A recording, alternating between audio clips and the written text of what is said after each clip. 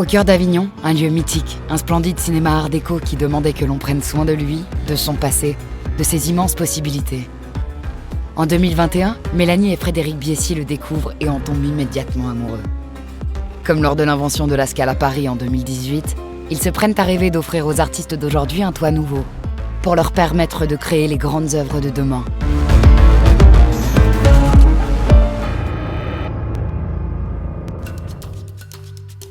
Il y a 3 ans, dans les frondaisons du boulevard de Strasbourg, au cœur de la capitale, sur les ruines d'un haut lieu de culture, surgit une nouvelle salle modulable de 530 places, surmontée d'un restaurant et bar ouvert sur le boulevard de Strasbourg.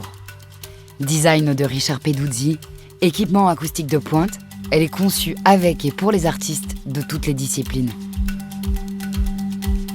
En 2020, lors du premier confinement, l'idée surgit de transformer la salle de répétition située sous la grande scène en un amphithéâtre intime et chaleureux de 175 places. La Piccola Scala est inaugurée l'automne suivant et devient l'écrin idéal des seuls en scène, du stand-up, de la musique de chambre et des performances. Depuis l'ouverture, la Scala Paris a reçu 300 000 spectateurs, 400 artistes, 188 spectacles et quelques 60 000 gastronomes dans son restaurant. Mais alors où et comment les artistes vont-ils concevoir et répéter leurs spectacles ? Il faut absolument acquérir un nouveau lieu pour leur permettre d'écrire, de répéter, de créer dans les meilleures conditions.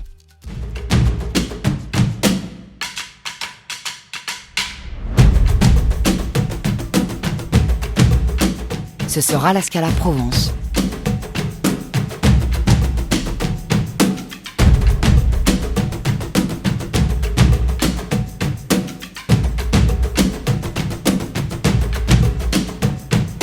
Quatre salles de 600, 200, 100 et 60 places, toutes transformables en lieu de travail ou en studio d'enregistrement.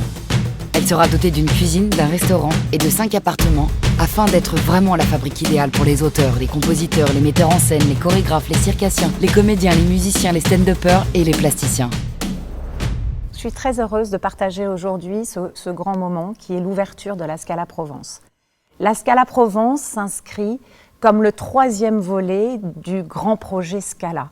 On n'est pas arrivé à Avignon avec la Scala Paris pour en faire la Scala Provence. On a 2 particularités avec la Scala Provence. D'abord, c'est son lieu, puisque cette salle est sans doute une des plus grandes, voire la plus grande des salles permanentes d'Avignon. C'est quand même 19 mètres d'ouverture sur 14 mètres de profondeur et 10 mètres de haut. C'est un plateau énorme et qui permet de faire beaucoup de choses. L'autre complément qu'on apporte au festival, c'est qu'on croise tous les arts, c'est ce qu'on a dit avant, et c'est clair qu'on va développer autant la musique que les arts visuels, que la danse, que le nouveau cirque, que le théâtre, que le stand-up, et que tout ça va se nourrir et s'entrechevêtrer. Donc en ça, je pense qu'on n'est pas du tout un lieu de plus ou un lieu concurrent des lieux d'Avignon qui ont tous une histoire invraisemblable, mais qu'on apporte notre particularité et qu'on l'offre même aux acteurs des acteurs des théâtres d'Avignon existants. Et finalement, la Scala Provence n'est pas une fin en soi, c'est une étape dans ce grand projet philanthropique que nous avons.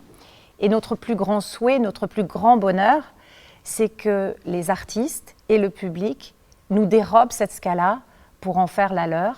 C'est déjà arrivé à la Scala Paris, on en est très très heureux et c'est déjà aussi en train de commencer ici à Avignon et ce sera notre plus grande satisfaction et notre plus grand bonheur.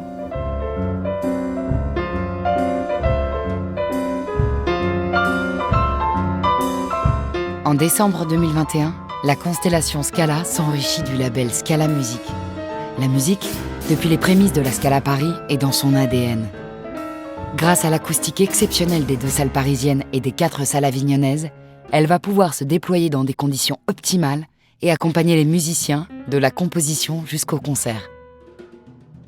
Depuis la création de la Scala à Paris, la musique a une place importante. Elle fait partie de la colonne vertébrale de la Scala et donc il était évident qu'à Avignon, la musique aurait sa part. Et donc va naître et vient de naître Scala Musique. C'est à la fois un label discographique, mais ça va aussi être, grâce à Scala Provence, un lieu de production, des salles de concert, des résidences d'artistes, un lieu de création et une saison musicale. Chaque projet verra sa déclinaison avec un concert, puisque nous aurons la chance ici de produire de nombreux artistes. Une saison musicale qui commence dès cet été, et toute l'année, un dimanche par mois, un concert à 17h.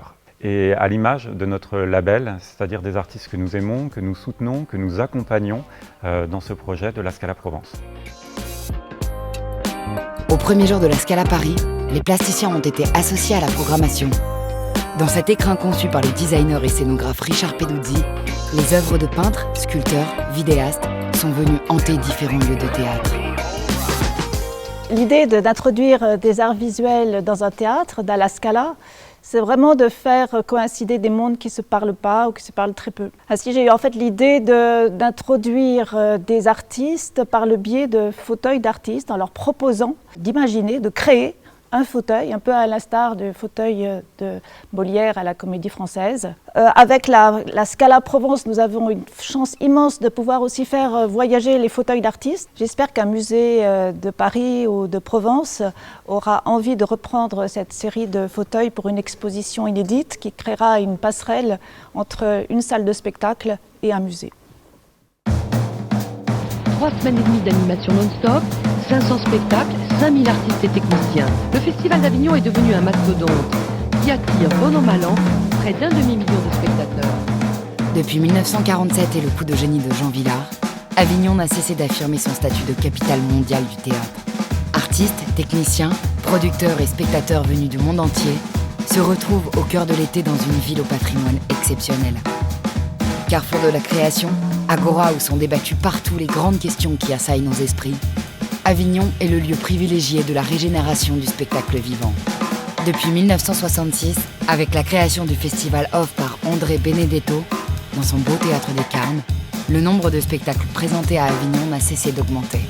La Scala Provence devait trouver sa place, son chemin, lors de ce rendez-vous estival.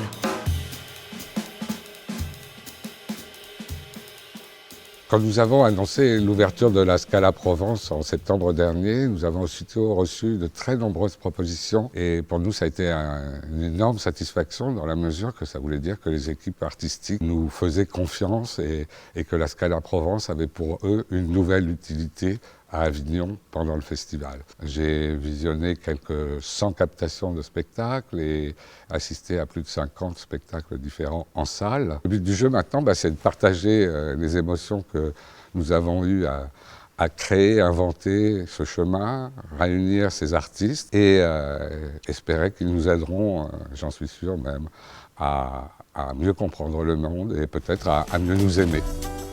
Scala Paris, Scala Provence, Scala Musique, une aventure inédite menée avec les artistes pour tous les publics.